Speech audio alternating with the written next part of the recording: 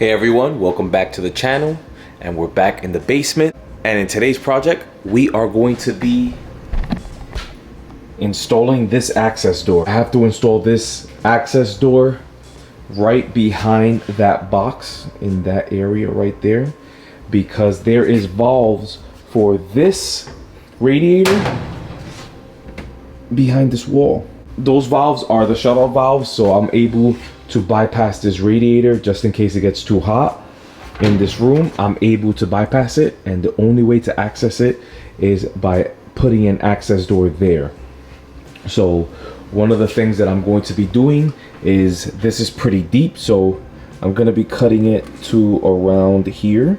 So from here to here is going to be gone. I'm going to cut that with a grinder, and I also want to paint it because I like that being black in that area. So painting it black, since I have the black paint, is gonna make it look clean and nice. And also, I'm going to be painting the hinges that go here.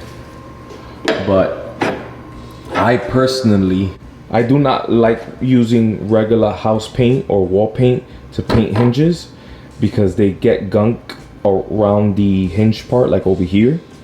And if you let it sit for too long, or if you paint it too many times, it gets inside and the hinge doesn't work as well. So what I'm going to be doing is I'm going to be spray painting it just white.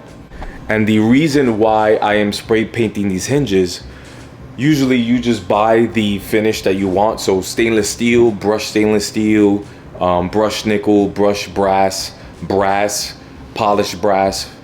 All the doorknobs in my apartment is polished nickel. But to get polished nickel hinges is 4 to 6 week lead time. I can't wait that long. I want these doors installed. This door has been missing for like about now 2 months, 3 months almost. And I just want my door installed. So I have these hinges, and I'm just gonna paint it white, since brushed stainless is not gonna match nickel, polished nickel. So yeah. So that's what we're gonna be doing. But first, we're gonna cut this access door because it is too deep. And as you saw there is a space between the cabinet and the wall. And I wanna cut it just in case I wanna put something back there, you know, like a really skinny ladder or something along those lines. I wanna keep that space usable. So let's work on that now.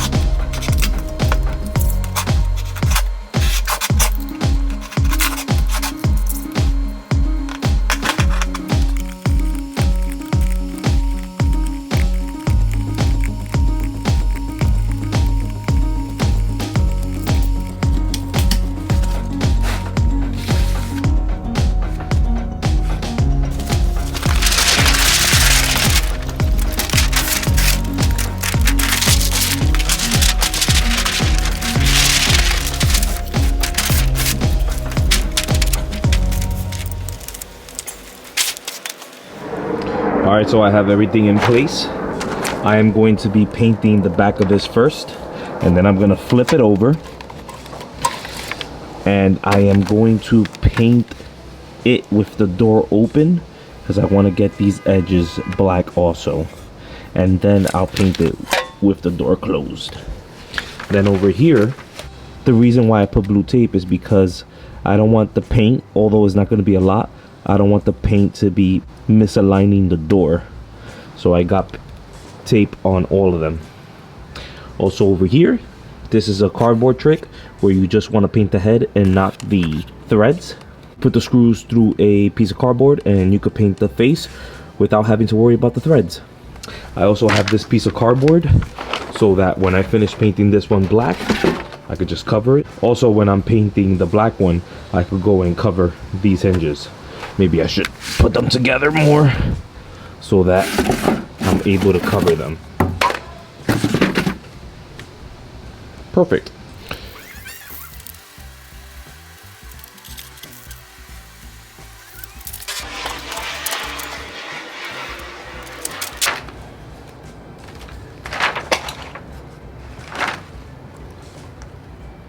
Oh! Fuck!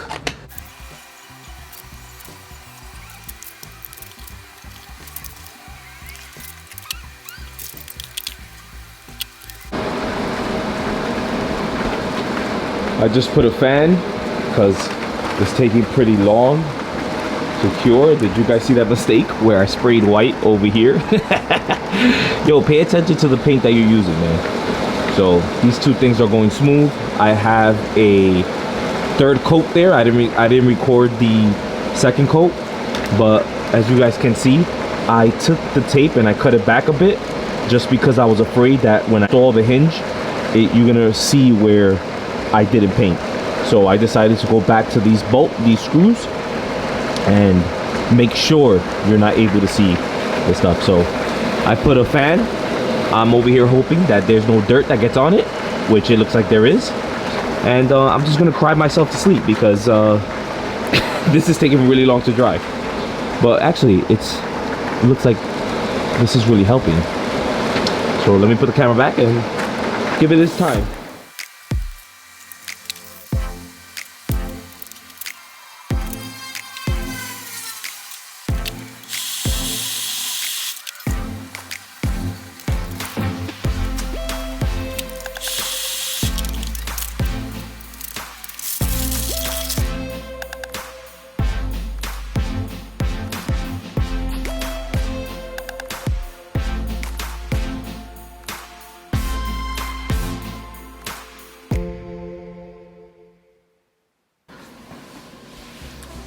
I want to give you some tips and tricks on when installing these screws, both painted and not painted.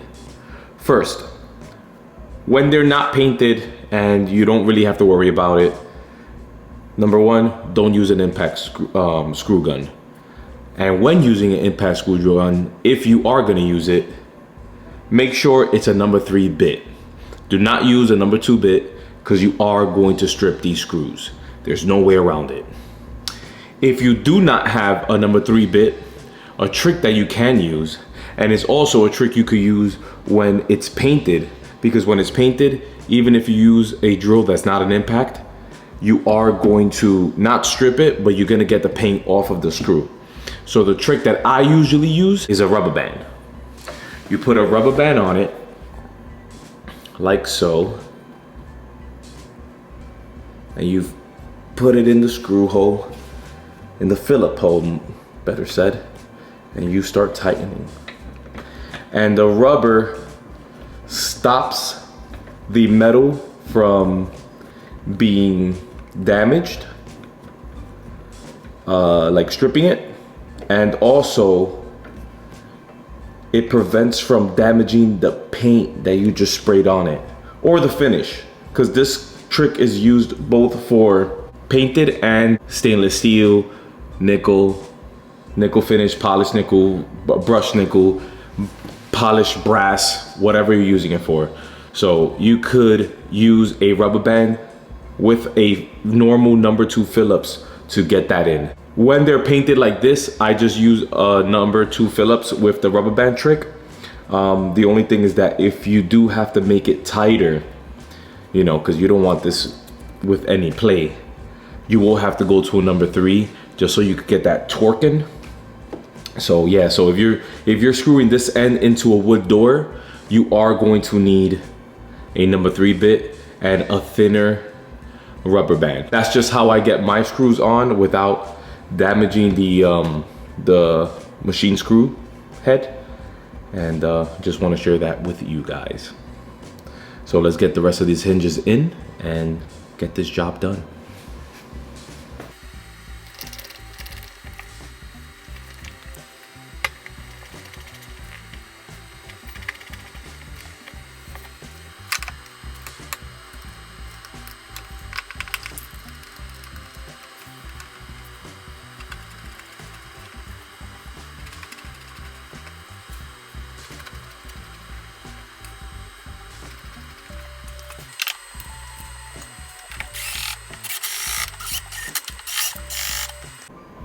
So I've gotten all the hinges on. This one I used the impact just to show you guys that it is possible. I just don't recommend it.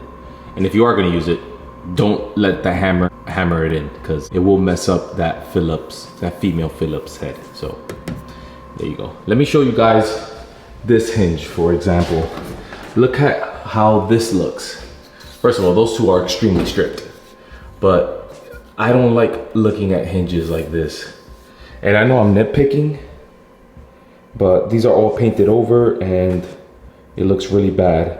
And that's the reason why I decided to come and just spray paint these instead of rolling it. I don't like this looking the way it looked over there. And it's not functional, because then when you want to take it off, you have to cut this, and then there might be a thickness of paint on the face, so when you close it, it's sticking out more. You don't want that. And that's why I did this. Although I was actually fine, the paint could have reached up to here and it wouldn't affect the door, but it is what it is. But you guys get what I'm doing. Now, for the rest of the video, we are going to be going in here to start cutting out the hole for the access door.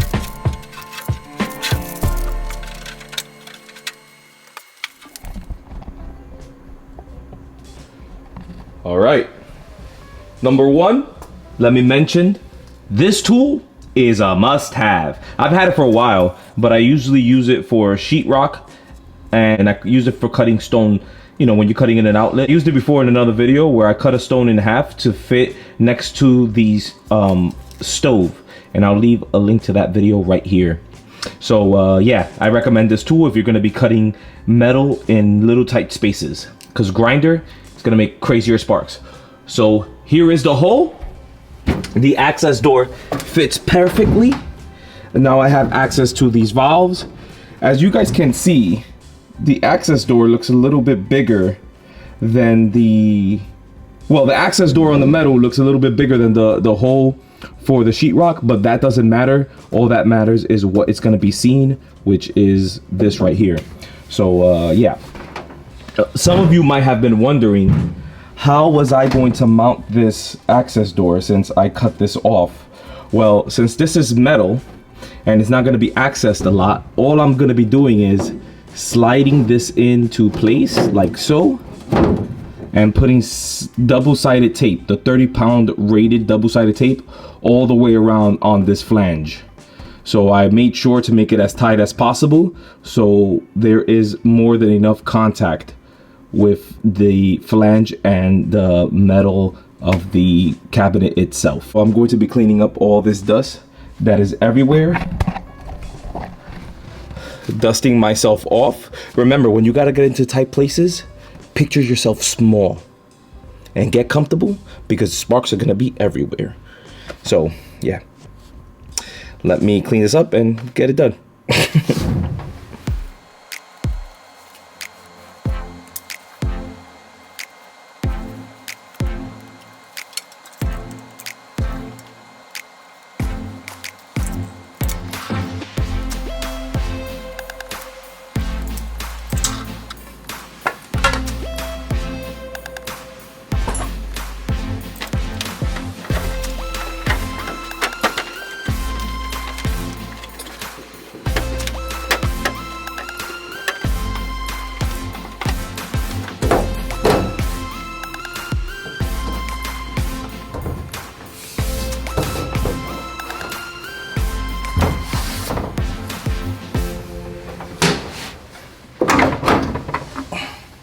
So the access door is in, and now I have access to the bypass valves without any problems. As you guys saw, I made a 3-inch hole first and found one edge. Then from that edge found the bottom edge. Then I measured everything and got everything to fit and cut it to size, put it in with double-sided tape and walk away. So that's a home run. Got this whole cabinet officially done and more or less organized. I'll give a quick review. I bought some stuff like accessories that I could install here. Like I put 2 on that side, 2 on this side. I put my hole saw kit up there. I have a couple of things here. Overall, this cabinet has been great. I bought some stuff from Etsy where I'm able to hang these batteries on here. Same thing with the 18 volt. I'm gonna be putting them on this side. If I have to say one negative thing about this cabinet, which is not the cabinet's fault, is all the scratches that it leaves. So this case over here goes in this bottom shelf, and bringing in and out, it does scratch it a bit, but if it was a pillow, it wouldn't scratch it. If you're gonna have paint and plastic on each other, you're going to have some damage. So it is what it is. But I love this thing. If you do want to avoid scratching it, you can always buy this film, and I'll leave a link in the description. A film that I put here, you can see the line. You could put this film on the shelf up here and down there, and you wouldn't have that problem. And worst case scenario, you could always change it and put a new one, or just leave it as is and let it get beat up. I'm gonna let mine get beat up because that's the kind of person that I am. So this cabinet is officially 100% done. I've gotten these hinges installed, so all I need now is the door, which I have ordered and it's on its way. Its ETA is about a week or 2 weeks, so definitely not going to be for the next video, but maybe the video after that one. Because if you guys don't know, I release a video every Thursday and I want to be consistent. As much as I want to get this basement done, there's nothing I could do about lead times on doors. So there's a couple of things that my wife has been complaining about in the kitchen, so I'm going to be doing things in the kitchen on the next video. So I hope you guys enjoyed this video. I'm very happy that that hole came out how I wanted to. I was a little bit afraid. Always when working on these cabinets, I'm scared that something's gonna go wrong because these cabinets are pretty expensive. This one right here, I got it on sale on Home Depot's deal of the day. I got it on sale for like 800 bucks. Either way, it's pretty expensive, but this works much better than a gang box. because it keeps my tools nice and high and it won't get wet, you know, because we get water backups here.